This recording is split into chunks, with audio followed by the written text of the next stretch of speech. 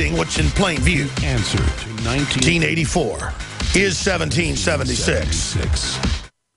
I guess that's kind of terrorism to actually come out and say that the answer to 1984 is 1776. Or maybe folks out there that are new listeners from the mainstream media are so dumbed down, you don't know what that means. We get emails every day. And I get asked on the street, what's that mean? Gee, the answer to 1984, an oppressive, dystopian, anti-individual, anti-classical liberal, anti-constitution, anti-America, anti-Renaissance, anti-freedom is 1776. Individuals from the poorest to the most wealthy putting everything they have on the line up against a military no one had ever defeated and that no one defeated since. The English military and Navy beat the French, the Dutch, the Spanish, the Portuguese, the Austrians, the Hungarian Empire, the Russians, everyone, until they went up against 1776. Because people weren't going to stop fighting and weren't going to stop killing. And weren't going to stop writing and exposing that they had the moral high ground. That's what it comes down to. They beat Napoleon just a few years later. Couldn't beat us. That's what 1776 means. That's why they demonize it and go, oh, they were bad. They did this and that. In their time, they were the Renaissance men. In their time, they were calling for more freedom. The ideals that they promoted, we have not even yet realized. But just the small realization of it created wealth and power untold. That's why 1776 is the answer to 1984. It was actually a famous British mathematician and statistics man who came to me in Canada and wanted to meet me. He died a few years after. I forget his name. We can look it up. We had dinner with him a few times. I looked him up. Turned out he was a really famous government statistician and mathematician. And he said, you know, Alex, the answer to 1984 is 1776. And that is absolutely right, ladies and gentlemen. I didn't coin that. I popularized it. And that's what it comes down to. The answer to 1984 is 1776. Does that mean the national government's perfect? No. Does it mean the state government's perfect? No. Does it mean the county government's perfect? No. Does it mean the city government's perfect? No.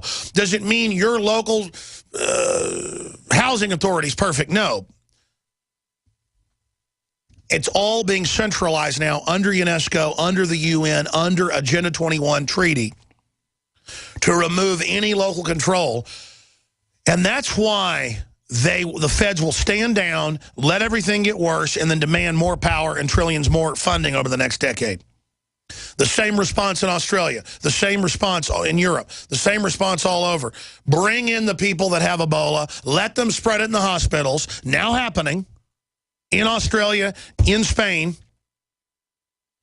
same global program. In England, if you are robbed 3 times and finally fight back with a golf club and break somebody's collarbone, they put you in jail for 8 years. The guy that's trying to rape your wife gets no jail time, sues you and wins. Because the ultimate crime now is standing up for yourself. Bullies beating your kid up, never gets in trouble. Your child fights back, the police will take them to jail. Because the ultimate sin, it's not even the police doing it, it's the bureaucrats at the school, the political correctness. The ultimate sin is defending yourself. You're only allowed to go to the state and go to the system for it to then come swoop in. And then when you call it in, it will generally come in and do your bidding, but only for a season. Only until it's taken over and set the precedent that only it has the right to force. What did the UN say in their UNIDER document, July 7th, 2000? Published by the New American Magazine out of the UN Minutes, the United Nations Small Arms Disarmament Body. They said civilian ownership of firearms threatens the legitimate power monopoly of the state. Never before has a more true statement been uttered by the UN except for one word, legitimate. There is nothing legitimate about a power monopoly of the state. That is the world out of balance, a nightmare scenario, body politic, cancer. Stalin, Hitler, Mao, Genghis Khan, Julius Caesar, Fidel Castro, and Jeffrey Dahmer all rolled into a big stinking you-know-what sandwich, and I'm not taking a bite. Stay with us.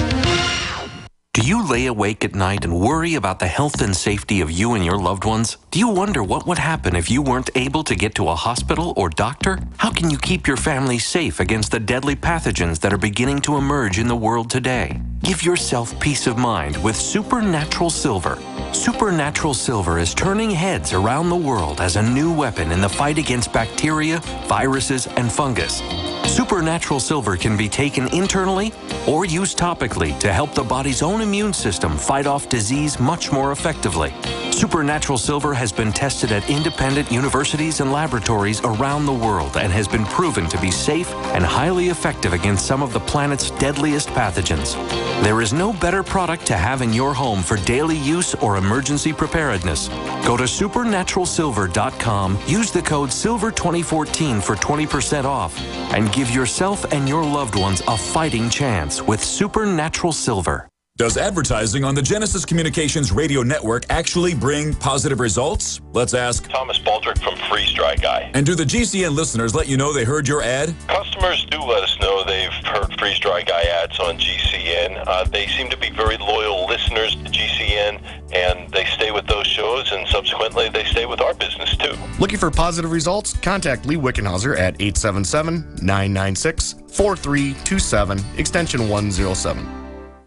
Are you happy doing your laundry with perfume detergents that irritate your skin? Are you happy washing your hands with stinking fragrances that gives your skin rashes? Are you happy paying new, higher prices for smaller boxes?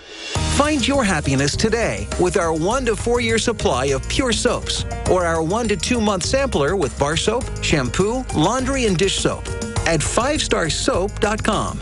You deserve the best. Happiness is 5starsoap.com. Another major health threat, this one in Toledo, Ohio, where everybody in the entire city has been told not to drink the water. Ohio's governor declaring a state of emergency. Did you know that the average person uses about 80 to 100 gallons of water at home every single day? If there's a water emergency, will you be prepared? Panicked residents forming long lines throughout the day. We're here at a supermarket in Toledo. You can see the shelves empty where water once was. To stay safe and healthy during a crisis, you must have access to safe, clean water. Water which will not be available at your local grocery store. There's a mad dash on right now to stock up on supplies. The ProPure Pro 1 G2.0 water filtration system is a must-have for every modern, independently minded household. Protect your family's safety during an emergency. Go to InfoWarsStore.com today to purchase your ProPure Pro 1 G2.0 water filtration system or call 1-888-253-3139. We all have our own idea about what being safe and secure means. The door's locked, bills are paid, you've got a job that keeps the lights on, and a home to call your own. But what happens when Mother Nature throws a curveball? I'm telling you to take cover. Are you prepared to live without electricity or passable roads for weeks at a time? Do you even have a plan B? If you do, are you willing to bet your life on it? Children left with no homes. And no one's coming to help them.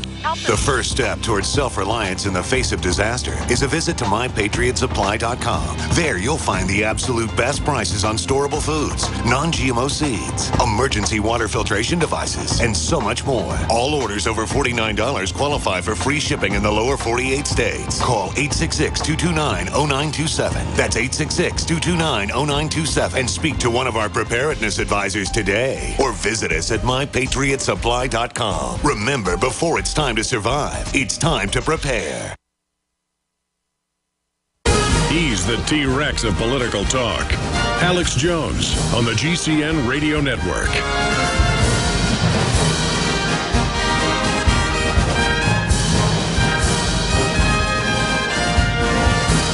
There's a national poll out today. 40% of Americans believe the government, the federal government, which doesn't exist, it's totally seized by foreign banking interests publicly, completely predatory, sees us as human resources.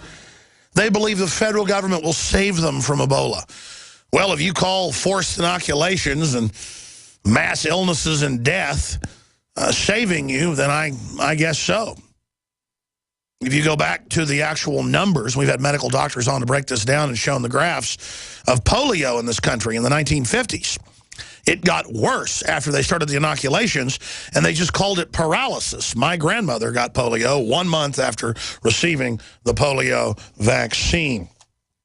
But everything is awesome, we're told, and there's no side effects from vaccines, and it's the law. You've got to take them to go to school, and Gardasil's the law. And people with a straight face go, Alex, I don't believe you. They say it's the law to take Gardasil. They say it's the law to take vaccines to go to school. And I go, there is no law on either front. They're lying to you. And then I say, Google vaccine waiver form. And it's a waiver to something that's not even a law.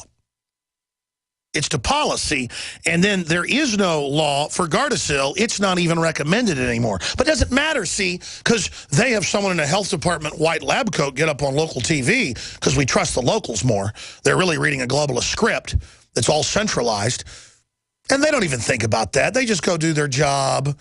I ran into one of the heads of the state health department on the hike and bike trail over the vaccine program. He told me his name. He said, just don't use it, and I looked it up.